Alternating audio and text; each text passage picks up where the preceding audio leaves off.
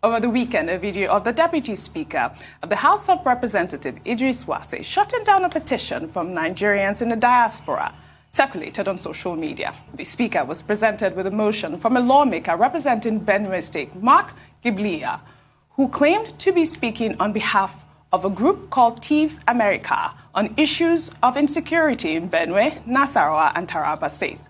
When the lawmaker presented the motion, the Deputy Speaker said Nigerians in the diaspora had no right to send petitions to the House. Let's take a look. We can also begin to look at the fact that our Constitution, Section 40, does not stop any of us from freedom of association. I'm not saying that. I'm not stopping that, but I'm saying if they are Nigerians and living in Nigeria are bringing issues, I agree. But somebody in America who is far away in this country, Mr. Speaker, this is not the first time we have presented petitions, even from those who are not resident. That is why the Speaker has to allow the petition to be laid until he's convinced. I'm not convinced that somebody from America should come here and be laying issues in Nigeria. I'm not convinced. This is the perfect time for me to say we have to be really careful of the people that we put in leadership positions. I mean, I couldn't believe what I heard over the weekend from this Deputy Speaker. That is really unfortunate. I think he needs to go and do a bit of reading about diaspora remittances, for example, and the value thereof. We actually now have that Naira for Dollar scheme in recognition of just how huge the input of the diaspora means to us as Absolutely. Nigerians. Nigerians in Mars have the right to send in a petition. I have no idea what that means. Like you have to be physically located in Nigeria. That only applies to voting, perhaps. And even that should be changed as far as I'm concerned. I've always talked about that, and remember. Well, when I saw this video, I had to quickly go and check the bio of this Deputy Speaker of the House of Representatives. And we are told online that he's a graduate of Plateau State Polytechnic and that he also attended the Kennedy School of Government in Harvard. And I was shocked that, oh, this man, he actually stepped on the soil of the Kennedy School of Government in Harvard. Did he go there as a tourist or as a student? Because what he was saying in that video is completely scandalous. The exhibition of rank ignorance is, quite unbecoming for a man occupying such an important position as Deputy Speaker and who is given the opportunity to even preside over a session of the House. Now, it's as follows.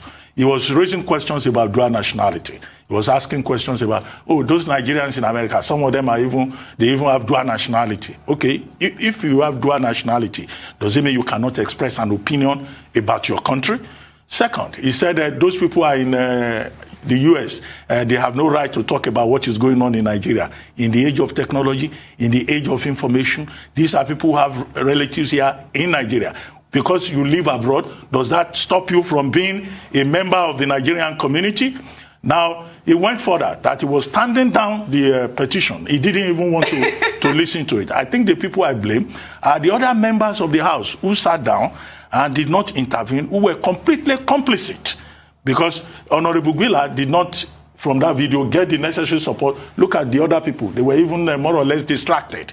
And, to think that this is the quality of leadership that we have and the quality of proceedings that we have in our House of Representatives, I think, Nigerians have every reason to be sad. Now, as for the people in diaspora, Tundu was saying that the man needs some reading to do. No, he doesn't need to read, because even if he reads, he may not understand it. I think the assignment should be for Abike Dabiri, Honorable Abike Dabiri, the Director General of the Diaspora Commission. She needs to pay this Deputy Speaker a visit to remind him of what it means to be in diaspora and how important people living in diaspora who are Nigerians, how important they are. After all, in 2019, diaspora remittances alone was about $17.9 billion. Exactly. So we get from diaspora remittances almost so much. It's like the second oil that we have in this country. And yet these are the same people you say cannot express an opinion. I think it's scandalous. It's shameful. It's embarrassing. You have said it all. Rufai, your take on the story. What should I say? It's shocking. It's bad, it's abysmal, but it shows you the way these people think. It It shows you the way they think. He's just told you that diaspora does not matter. In the matter because they are not in Nigeria. And they have foreign passports. It just shows you. And it shows you what our political structure churns out. This is the Deputy Speaker of the same country that Burna Boy won the Grammy. The same country of Wole Soyinka. Deputy Speaker of that same country. The same country. Ngozi Okonjo-Iweala, WTO. Akinwumi Adesina, AFDB. The same country. And he came out and he said something like that. So that means invariably, if people like Ngozi Okonjo-Iweala put forward a petition to the National House, he will say he would not take it because she stays in America, B.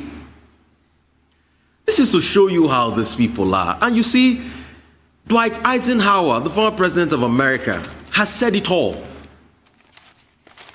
He said a country that values privilege over virtue will soon lose both the privilege and virtue. It shows that our public office holders just want the privilege of office. They don't want the virtue of office. If they want the virtue of office, you will not shut down something that is from a very important constituency of Nigerians in the diaspora. What they are just concerned about is that they call them honorable.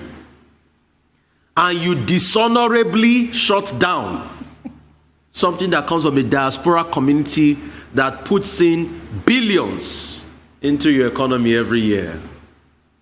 We are not surprised. By their fruits, we shall know them.